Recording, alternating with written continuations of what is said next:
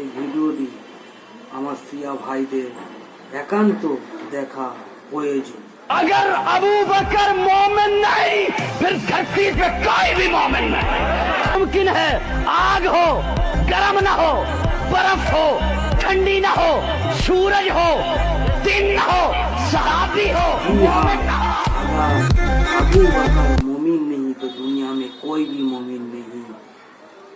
गली गली नगर नगर अबू बकर नगर नगर गली गली अली अली अली अली।